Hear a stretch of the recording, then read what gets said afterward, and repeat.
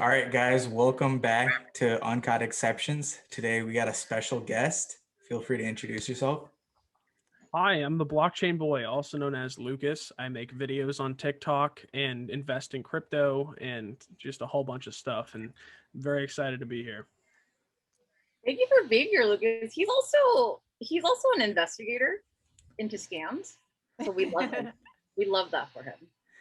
Yeah, that is something I take time to do, although it's not always glorifying or easy work or thankful work. People don't understand how you have to kind of get in the weeds there with everybody, but it has to be done. Dude, you're saving people their life savings, honestly. Yeah, Because Or there's people out here. these people are investing their What's life up? savings into dog shit. Yeah, no, there's honestly because like they have so much faith in these influencers, right? And it's just like whatever they say, they'll buy it, and instantly they're like, "Yo, this is awesome. This is gonna go up like $10,000 like in the next day." Then, dude, so many people are gonna put so much money into that. So you're saving people a lot of money. Lucas, how Oh. are you? Me, I'm doing all right. TikTok really cracking down on our content, so that's been pretty unmotivating. It's kind of across the board, but especially for me because my account has always been very controversial to some people. So I mean, I was banned, like my account was gone earlier this month due to a lot of mass reports from what I can assume to be either the XRP, the Hex people, maybe the TBot people, although I was not huge into this huge TBot BotFather Rick Rahim situation. That was a little before that happened, but yeah, so that was not cool. Damn. So yeah, I was gonna ask that. I don't know what that is. Oh, it's kind of like the most recent drama on TikTok. Basically, this guy Rick Rahim. I don't know if you've seen him on TikTok. no. He's like, he's kind of like the older guy with all the nice shit in the cars, whatever. Well, anyways, Rick, I first spoke to Rick in February of this year. So like I've spoken to him on the phone and stuff like that. Seems like a cool guy, right? He has a sketch past, which some people have brought up, but he's clearly moved on to bigger and better things. Now he went into business with a guy called the BotFather, who's another TikToker, a fourth of the size. This guy the BotFather lives on a beach. He is in Hawaii. He has an unkept beard, sun weathered face, and is about as sane as one can be without legally being crazy. And what I mean by that is he's just a very, and this is not me trying to be mean. This is just like from my personal interactions with him and the way that he's flipped out on like people like Loser Kid Crypto. He just he's not a people person by any sense. He's like the classic developer. So he went into business with Rick, and Rick started white labeling his bots. That he combined and white labeled some of his bots, and the BotFather didn't like how Rick was running business, so he went in and hacked Rick's website, took back all of the customers, and this is like hundreds of thousands of dollars a month that he just stole from Rick pretty much. And so there's this whole lawsuit thing. They named me in the lawsuit. Like I was trying to help Rick by sending him some information. And the next thing I know, I'm seeing the blockchain boy in court filings. And I'm like, Jesus Christ, dude, what am I going to do? So if anything, I'm going to have to go to Virginia as a witness if this goes to court. Dude, Are you required to show up? I don't know. I asked him to please take me out of there. I'm just a bystander. Listen, because I went into the TBot Discord because he's running an ICO scam. Basically just there's no liquidity. He's trying to get people to invest in a shit coin that redistributes the wealth. Classic thing. That's why I investigated. And I told Rick a week before he hacked his website, like, you need to this guy is like definitely sus. Like you need to be careful. I think he could compromise your stuff if you aren't careful. It was like, oh no. But clearly I was right because it happened. And there's even a subreddit dedicated for it, r/bots for wealth. Crazy. That is not what I was expecting when I asked what is TBot. Yeah, that had like a thick history behind it. Well, TBot is his ICO scam. I'm just referring to TBot as their community. It's like the BotFather, Okay, so I was wondering what that was because I kept hearing you talk about it and someone else say TBot or whatever, and I didn't know that was the BotFather guy. So are they basically just making that coin to pump it and then just take all the money? basically. Right? Yeah. Yeah, I mean, he was The desperate typical, for money. yeah, the Like typical desperate. ICO scams. You know, he was having Rick wire him money daily for the bots, you know, into from the Stripe account to his, you know, checking account, you know, asking Rick for Ethereum for liquidity. I mean, he's, you know, and you know, we actually audited the code. Me and Crypto is good audited the code because I'm not a developer and I don't know shit about code. There we found a minting function and it was poorly designed. It's literally like, it, it's not, you know, I don't think he has bad intentions, but it is going to be something that hurts people. I already have people who can't sell it due to no liquidity that have been in my comments section, but it's just shoddily made and can be exploited. I just don't understand like the drama behind that too. Like I initially thought it was all like Rick because he does have a sketchy past, so I just like assumed and I just took the other. I wasn't even taking the other dude's side. I just didn't know the full situation, and then like you came in with the court documents and kind of like fill this in. And dude, low key, you guys know it's 2021 when like Discord is mentioned in a court filing. Like there's screenshots of like Discord chat and shit. It's kind of crazy. Oh my god. But I mean, I guess that's I don't know how that's gonna go. But I think you are gonna get asked to be at the depot for sure. Like you were mentioning this is where TikTok seeps into real life, right? It's just like, wait. I mean, I'm pretty sure you can't just steal hundreds of thousands of dollars without there being legal repercussions. Yeah. And man, you know what? They might play this as evidence now that we brought this up. Listen, I was legit thinking that. If Rick would just pay for my cost to fly out to DC and my time, like, can he throw me something for this? Oh my goodness. I mean, this would actually be really good for your brand, you know, because you can make this part of like how you are unveiling bad crypto schemes and how dedicated you are. So you can vlog the entire thing, going to court, all that drama. So this could actually be really good content for you.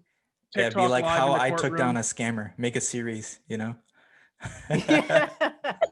Oh man, listen, I don't want to get countersued. I was just there to kind of keep an eye out. The only thing I care about, and people's money are fine. I mean, it's really just coming down to a business falling out. Like no one's money was lost through their bot services, like because of that. They were just stealing the customers from each other. I don't want to be involved in that squabble. The only reason I looked into him at all is because I was worried that people would lose funds. That's really the only thing that motivates me to get in there. Yeah. I mean, honestly, we love you for this, Lucas, because like honestly, like my platform's not big enough to call people out. I'm also scared to call people out because like I don't want to get banned. But Lucas is out here like saving people. Like he's literally he's I feel like he's like he like the exposure. I love it.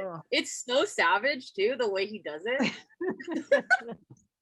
Yeah, I mean I've caught some heat for that. People are like, you know, they really don't like how I handle certain situations. Certain people like. Whenever I'm dealing with someone talking out their ass or just trying to take people's money. But like I called the Matt Lorian scam. I called the recent shit with BotFather. You know, I've tried to, and just recently, I mean, all these posts about Omni app have been circulating, which are clearly paid promotions, but that's not really hurtful. I just think like if you reported them to the FTC, they'd probably get a call. Yeah. Yeah, I think Alysia mentioned that like other countries, I don't think you have to disclose that they're ads, right? You don't.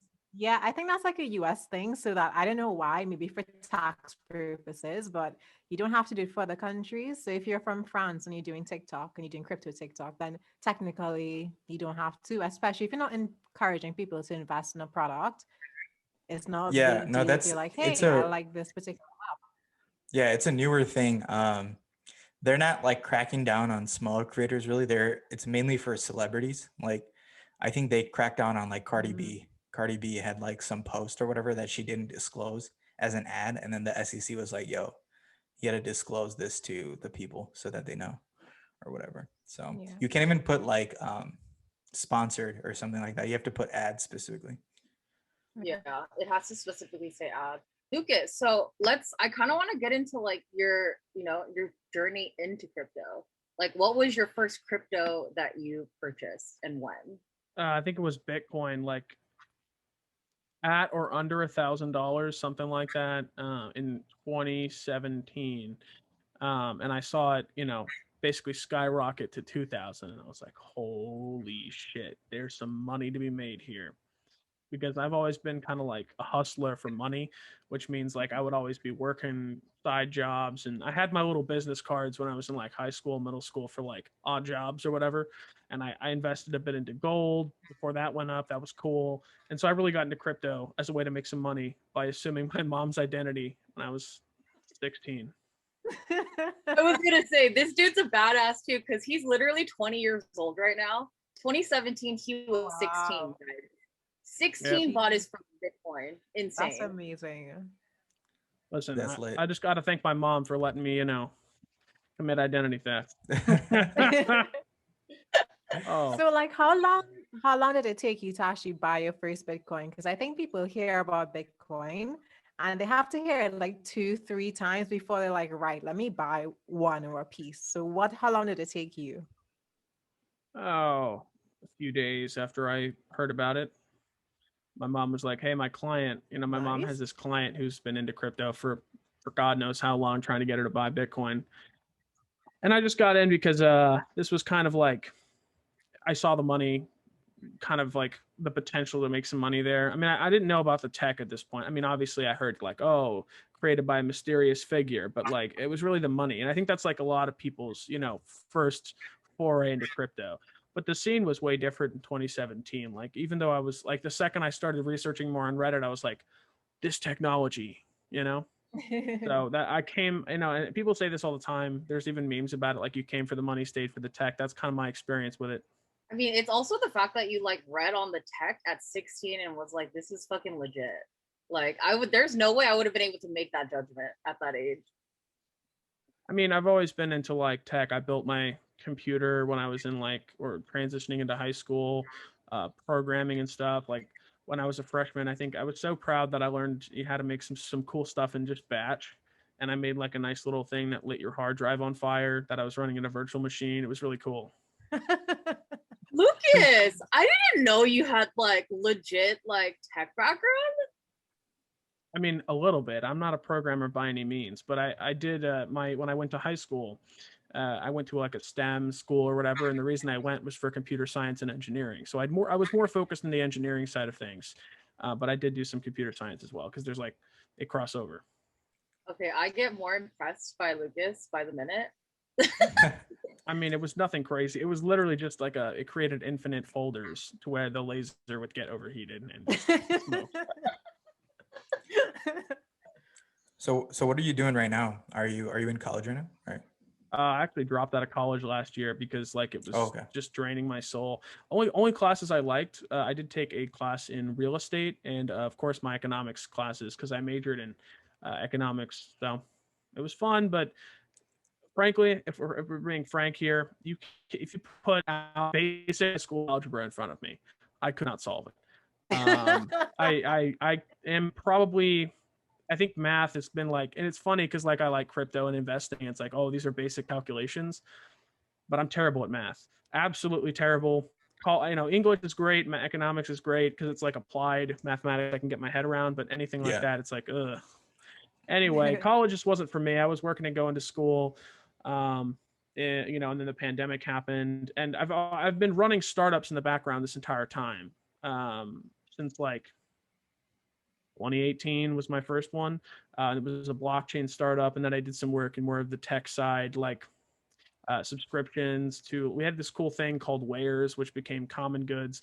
It was kind of like Netflix for items, so where you pay a subscription fee and you could rent items from our warehouse of items, and that was the whole thing. And we were about to go to Pittsburgh and do this whole. We had our space and everything set up there, and our funding got pulled due to COVID, so that really sucked. Oh no.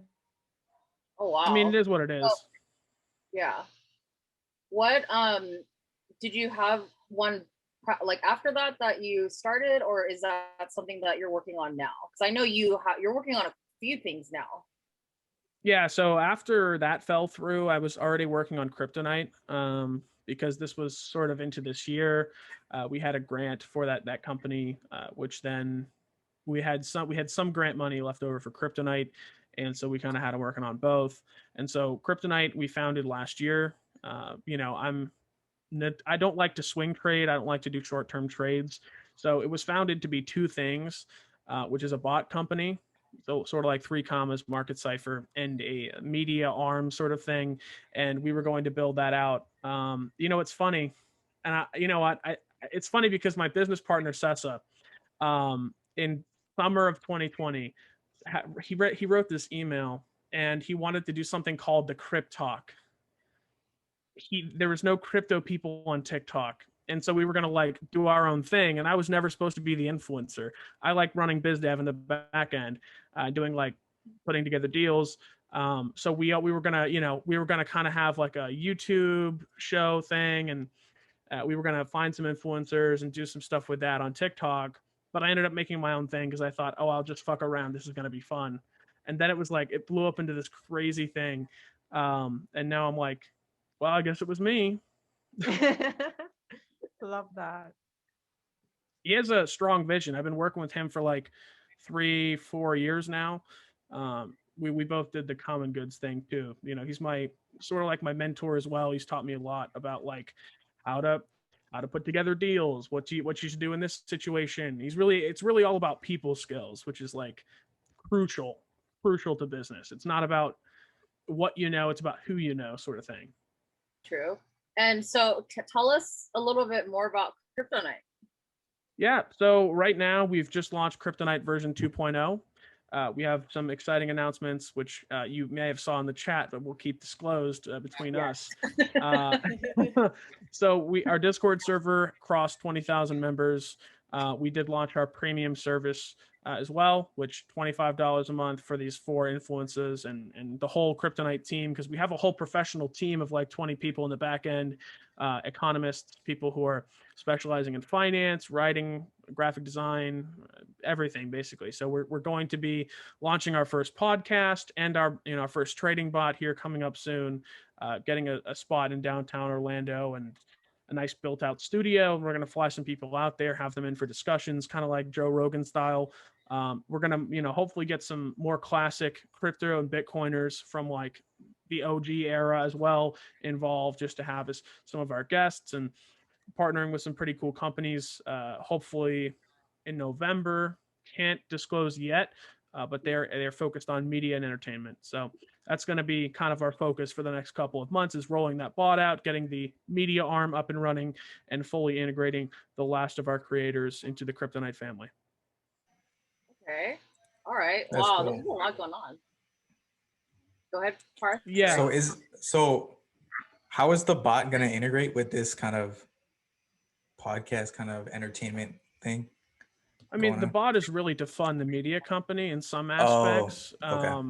We started a trading bot company because I don't like to fucking trade. Like, I don't want to sit here all day, look at this bullshit, and then, if I can have essentially an algorithm, whether it's a signal or automated bot to actually trade for me, to help me swing trade my bags. Like I expertly traded some of my Matic, right? Like I took a dollar cost average out and I sold at the very peak, right? But I can't do that for every coin. The only reason I was able to do that is because I sat down for like 4 hours, consulted multiple different people, and was like, okay, this is when I'm going to take my profits. This is when I'm going to get out. If I can have essentially an algorithm to save me 4 hours of indicators and price discovery and all this, I mean, I'm more than happy to pay for that. But there's like Lux Algo and a bunch of these other bots. There's just not really one that I found that was Market Cipher was as close as you can get. And I was like, well, I can probably, we could probably build a better version of Market Cipher all in one. And so that's kind of what we're doing. We actually have several in development. Our next bot is going to utilize on-chain data and whale wallets to try and predict the price of Bitcoin based on whale movements. Why don't you focus on kind of the hedge fund side of it then? Is we'll that like a future license plan these already? bots out. Yeah, we have some bots that are specifically made for hedge funds, but those are going to be probably 6 months away. That's like a whole area that you guys could just kind of take over and just make your own version of that. Oh yeah, we have a large plan.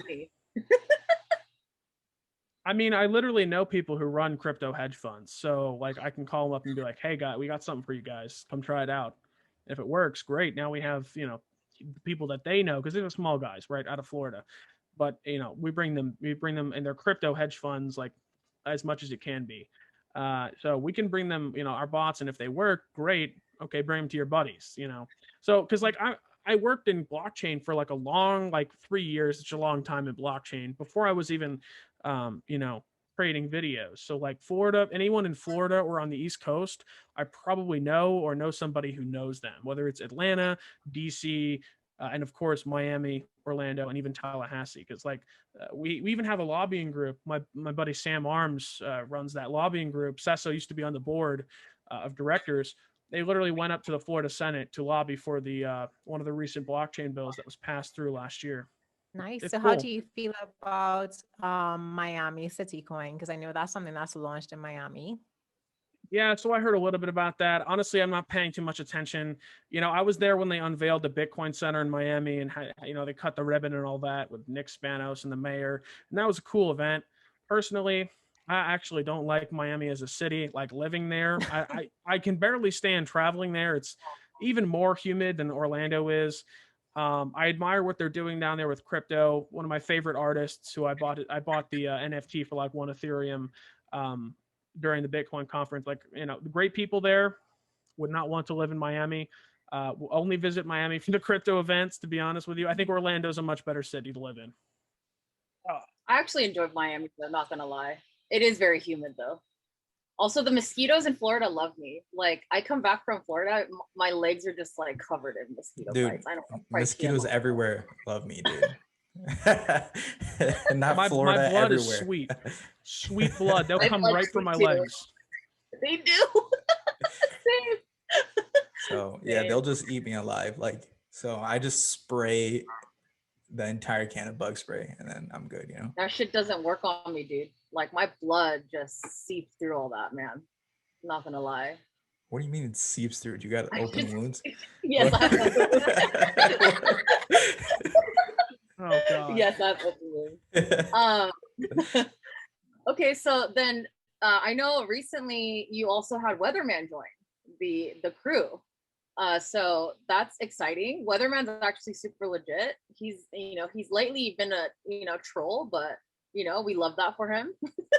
So I actually really liked him as a person, right? Yeah.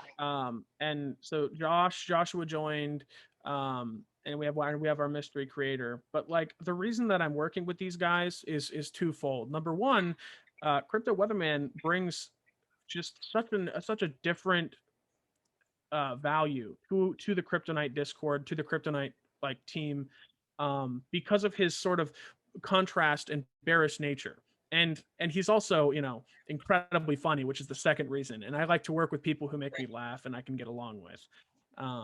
So that's really like, he integrated like perfectly. You know, it was a great great thing to have him on.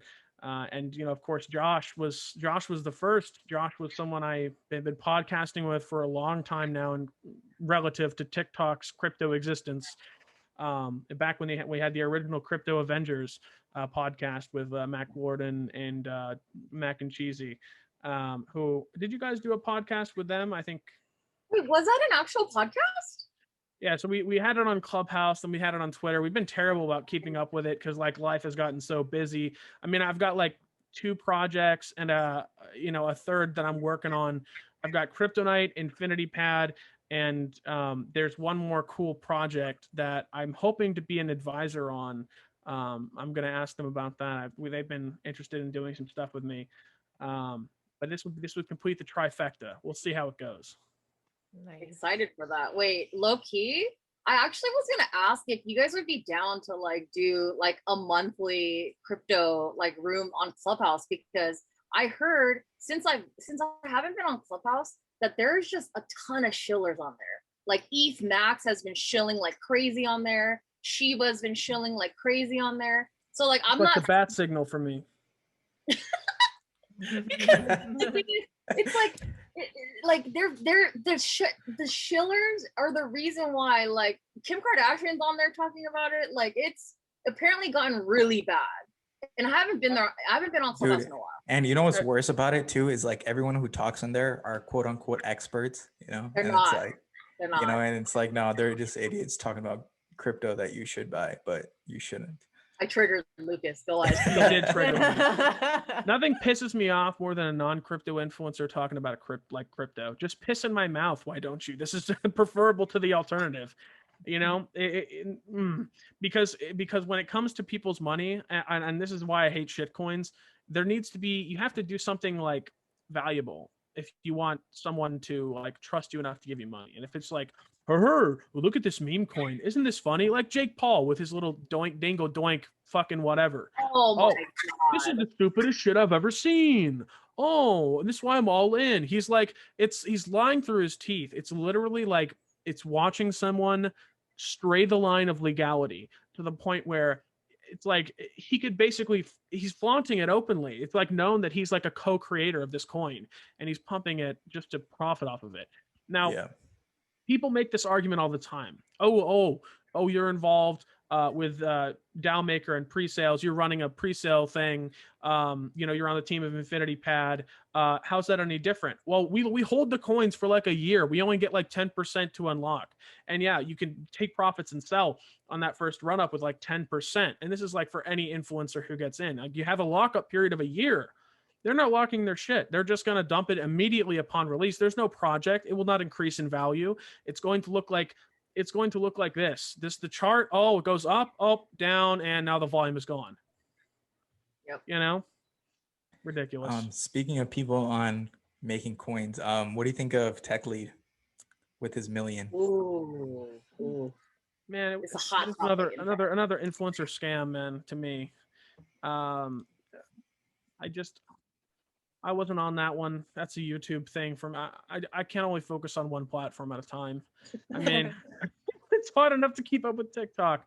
I know Josh made a video on that. I feel like TikTok's worse. TikTok's worse than other platforms, honestly, with the amount of people. They're like coming down on like creators for crypto stuff. And like low key, I'm glad that it's happening, right?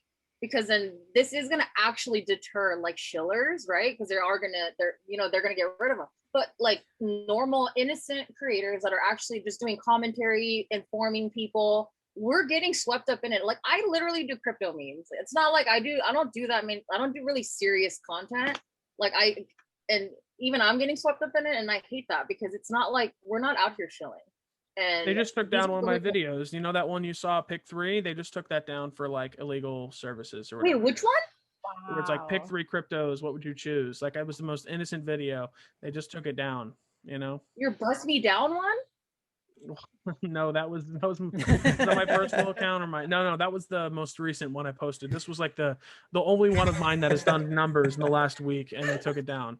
But like if that's the price I pay for these scams to not happen, if it means that I'm not going to get 10 million views a month or 20 million, that's okay. Like even if TikTok takes like several months to figure out who's about it and who's not, like it's still for the greater good. So I understand why they did that. I just wish they wouldn't shoot first and ask questions later when it comes to people like us. I mean, did they take down Masons?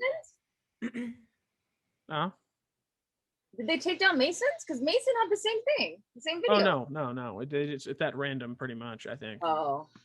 Unless someone decided to report it a bunch of times, which is possible. Yeah. Sorry, Paras, I cut you off. No, I was just saying that right now the restrictions are strict, right, or whatever. But they're gonna re-loosen them up, and then it's just gonna come back. That's what I think, at least. They're not gonna be able to hold it like this forever. I hope not. And it sucks because like I have a lot of cool partnerships that I don't know if I'm going to be able to talk about. Like Theta just sent me over my NFTs, which by the way, guys, catch me on Theta drop. Let's go. They're releasing BitBoys soon, and I think I'm after him, but sometime in August, first week of August, maybe. So that's going to be pretty fun. I'm pretty excited about him. But yeah, so like I can't talk about my Theta partnership like technically because I like signed a thing where it's like it's technically promote. Like I'm not being paid. Don't get me wrong. They're just designing my artwork for me and stuff. I just wanted to do it because I like Theta. But like that's technically a promotion or a sponsorship because like they're making the artwork for me. So I don't know if I can talk about that. I'm not being paid, but it's technically a partnership. So it's like, am I going to be screwed for partnering with this multi-billion-dollar corporate company like cryptocurrency? Is this like yeah, I think for now you just be safe. You probably shouldn't talk about it, unfortunately. But can I ask what it is? Because I mean, so this morning we had an entire discussion about your bust me down comment, because that like was freaking out about that. We're in the Telegram, and BitBoy. I found out BitBoy Crypto has his NFT is his nipple. Listen, BitBoy has some very liberal pieces of artwork of him. Wait, that was serious? Yes. Did you not see the Valentine's Day picture for BitBoy? No, what is that one? Oh, you want me to share my screen or hold on? This is probably the most horrifying thing you'll ever see. It's the BitBoy Crypto Valentine's I thought Day. he was joking. Oh no, he's being dead serious. I don't think he's the type to joke about that stuff. Like, if I told you guys something like that, would you guys think I'm joking? I mean, yes, because if you revealed your nipple, that would be considered a violation of terms. It was my feet. It's fine. We can link it later, but I do want to look at it. I do want to look at it at some point. I mean, it'll be in the description, guys. Well, no. It'll be our cover photo. Oh, it'll be our thumbnail. To make it our poor BitBoy. Poor BitBoy. What's your NFT though? Is it your like feet? So I got a little confused at first because I didn't know exactly what they meant. So part of it is like channel shout out or like a piece of exclusive. So I've actually got a piece of exclusive merch coming, and it is a solid silver blockchain boy Bitcoin. And so that needs to sell for at least a couple hundred so I can make the money back that it cost to design and make that.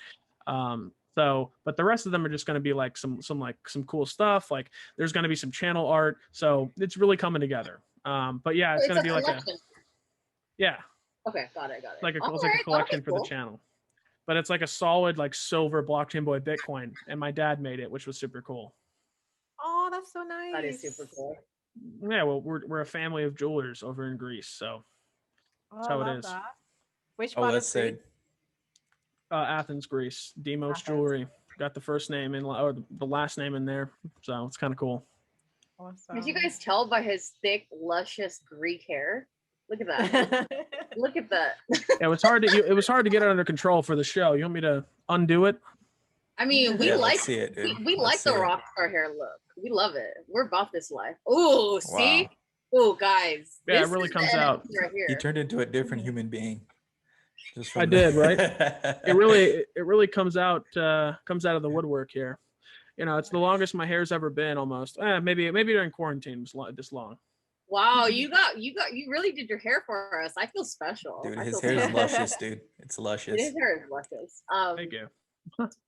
So food in Greece is so delicious. Like you can buy a watermelon, you can buy a tomato, and you would be like, what the hell is this? It's so good. The yogurt is so good. Wait, so the watermelon is even different?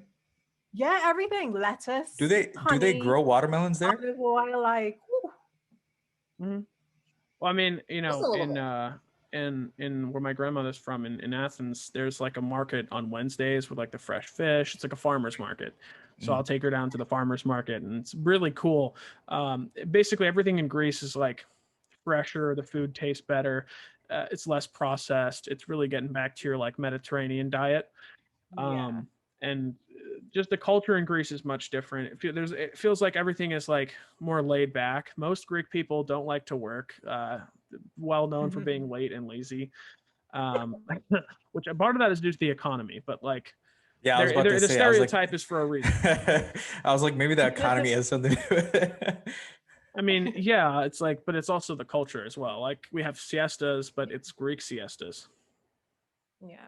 I think it's the same in the Caribbean. I think when you have such good weather and good energy, it's like you don't really want to work because life is so nice. So I definitely get that. What is the crypto scene like in Greece or in Athens anyway? So I actually have a lot of Greek followers. When it's kind of cool, they'll leave a comment in Greek and I'll be able to understand half of it because I'm terribly Americanized. But I actually don't know. I mean, I usually go over there for like up to a month or month and a half, sometimes at the most, but usually it's like a month out of the year in the summertime, just to see my family, hang out with my Greek buddies over there. But the scene is there. because of the economic crisis, the Greeks that pay attention to that kind of stuff, they embrace Bitcoin. And my friends who are in Greece, they're like, it's crazy, man. Like we see you all the, like my friends are hitting me up now. Like they see you on TikTok. I'm like, that's crazy. That's actually super cool though. Like that's awesome. This guy's not just like a national star, he's an international star. We're honored to have you. That's next level, dude. That's next level. I've been recognized a couple times in public. Oh, you have? How was that for you? Well, 2 of them were in a Walmart. Now, I don't really go to Walmart, but it's with my buddy who likes to go to the Walmart by his house to like mess around and get seeds for his garden. And both times they're like, "Are you that guy from Crypto TikTok?" And I'm like, "What?" And then that was with him twice. And then outside of his house, like very like on his driveway, I was getting in my car, and some guy was walking his dog, and he's like, "Wait a minute, are you that crypto guy?" And I'm like, "What?" Because this is like